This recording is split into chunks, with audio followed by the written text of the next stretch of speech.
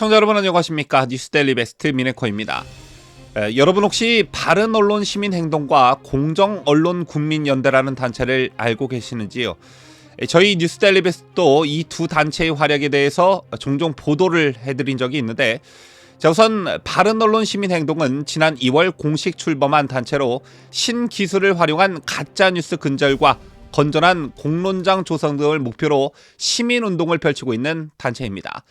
또한 공정언론국민연대는 작년 6월 출범한 단체로 KBS 노동조합과 MBC 노동조합, 그리고 보수성향시민단체 범시민사회단체연합 등이 주축이 된 단체로 역시 편향적인 기존 언론과 시민단체를 견제하고 감시하는 역할을 톡톡히 하고 있습니다.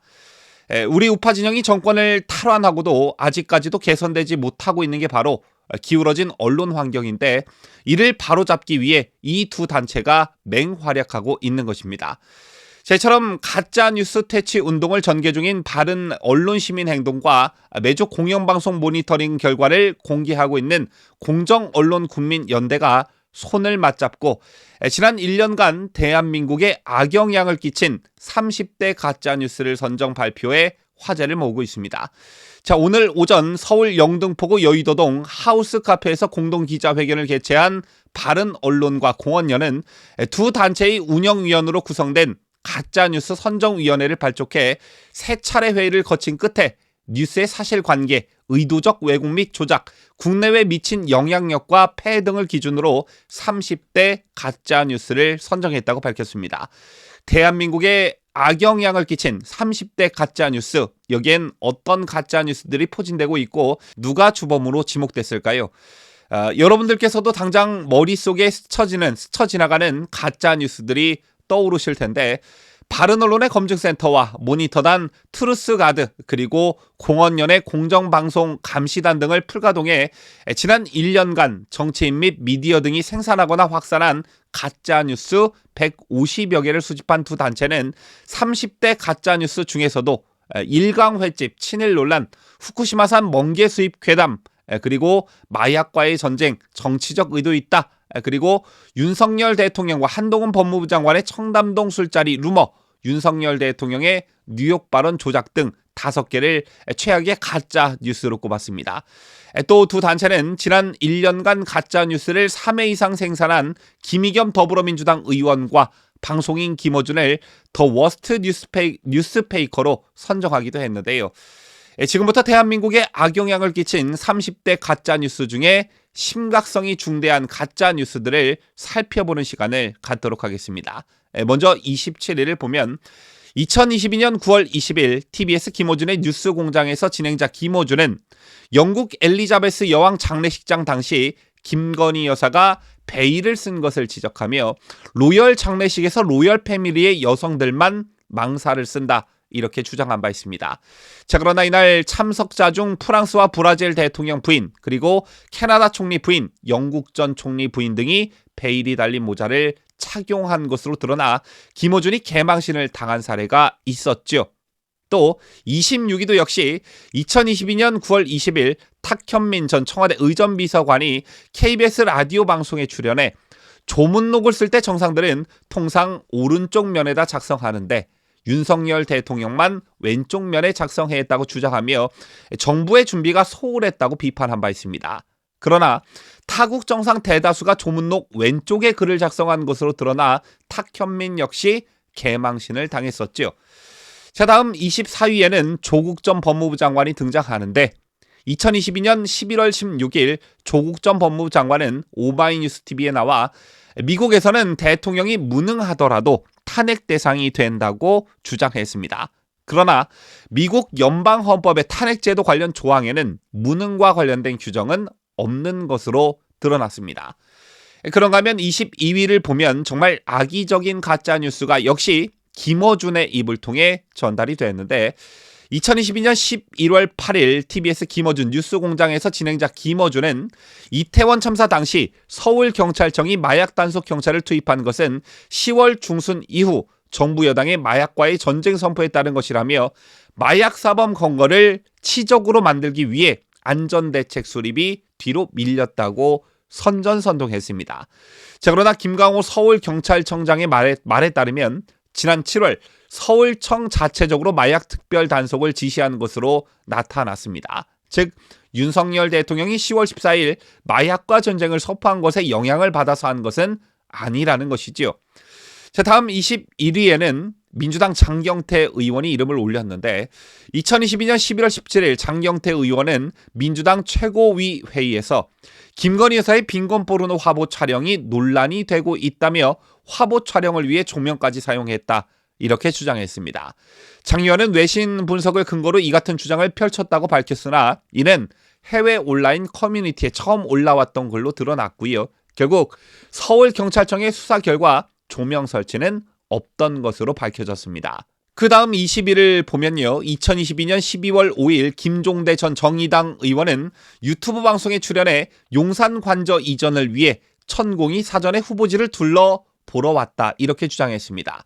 그리고 같은 날 TBS 김어준의 뉴스 공장은 김 전 의원을 출연시켜 이 같은 주장을 확대 재생산했고 이러한 루머는 이듬해 무당 프레임으로 번졌고 2월 26일 YTN 뉴스킹 박지훈입니다에 출연한 안민석 민주당 의원은 최태민과 유사하다며 국정농단 프레임을 제기하기도 했습니다. 하지만 이 역시 가짜 뉴스로 판명이 났지요. 경찰은 CCTV 검증 결과 사실 무근이라고 밝힌 바 있습니다. 그런가 하면 2023년 3월 13일 이재명 민주당 대표가 자신의 페이스북을 통해 선친 묘소가 훼손됐다면서 후손의 절멸과 폐가 망신을 기원하는 흑주술이라고 주장하고 수사를 촉구하는 일이 있었는데 확인 결과 문중 인사들이 이 대표를 돕기 위해 시행한 일종의 기보충 의식의 하나로 드러난 게 13위에 랭크됐습니다.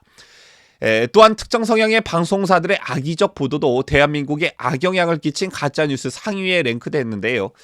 2023년 3월 16일 KBS 뉴스 앵커가 윤석열 대통령이 3월 한일 정상회담 환연 행사에서 일장기에만 경례를 했다고 허위 사실을 방송한 게 12위에 올랐고 2023년 3월 21일 MBC 뉴스데스크는 미국 국무부가 펴낸 인권보고서를 왜곡 인용해 전용기 배제는 언론 탄압, 동맹 훼손, 인권 침해 등으로 보도했습니다.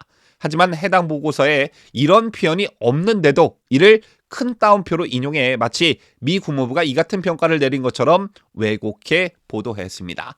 또한 2023년 4월 7일 KBS 뉴스9은 김진태 강원도지사가 토요일 이른 아침 동네 골프 연습장에서 운동한 것을 마치 산불이 난 와중에 한 것처럼 보도를 했습니다. 하지만 김 지사가 골프 연습을 한 시간은 3월 18일 오전 7시에서 8시로 강원도 산불이 발생한 시각은 8시간 뒤인 오후 4시였습니다. 이처럼 공영방송이 가짜뉴스의 선봉장에 서는 경우도 비일비재했는데 뭐니 해도 그 정점은 MBC의 이른바 바이든 날리면 자막 논란이었죠. 2022년 9월 22일 MBC 뉴스는 음성학자 등 전문가들도 불분명한 음성으로 확인할 수 없다고 판정한 윤석열 대통령의 이른바 뉴욕 발언을 보도하면서 바이든이라는 자막을 달아 수많은 추종 보도를 양산했습니다. 게다가 당시 발언하지도 않은 미국이라는 자막까지 추가해 외교적 논란을 불러일으켰고 이는 결국 대통령 도어 스태핑 중단 사태까지 불러왔었지요. 그런가 하면 민주당 의원들이 가짜뉴스를 생산 유포한 경우도 많았는데 대한민국에 악영향을 끼친 30대 가짜뉴스 6위는 넷플릭스가 4년간 K 콘텐츠에 25억 달러를 투자하겠다고 밝힌 사실을 두고 양이원영 민주당 의원이 윤석열 대통령이 투자하는 것으로 곡해한 게 꼽혔고요. 4위에는 김의겸 민주당 의원이 더 탐사 보도를 인용하며 윤석열 대통령과 한동훈 법무부 장관 등이 서울 청담동에서 심야 술자리를 가졌다는 허위 사실이 4위를 차지했습니다. 2위 역시 더불어민주당이 그 주인공이었는데 2023년 4월경 후쿠시마 멍게는 사주고 우리 쌀은 못 사주냐라는 더불어민주당의 현수막 사진이 온라인에서 논란이 됐습니다.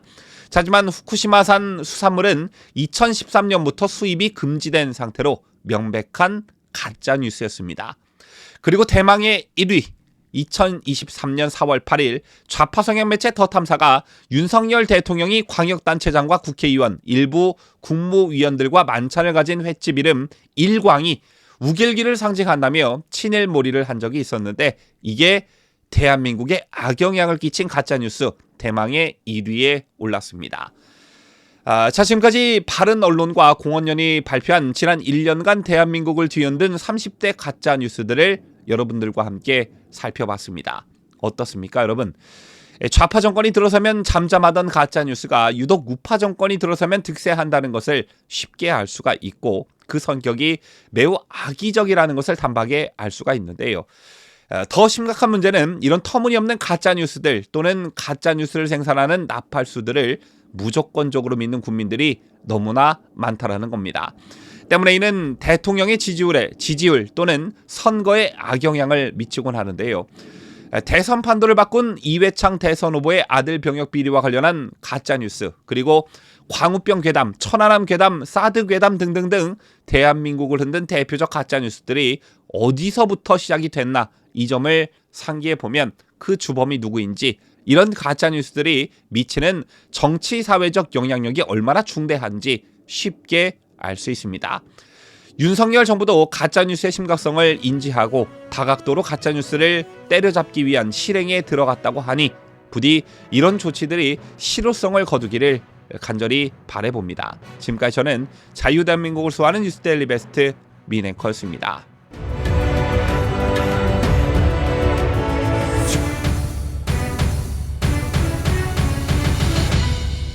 함께해요. 뉴스데일리 베스트.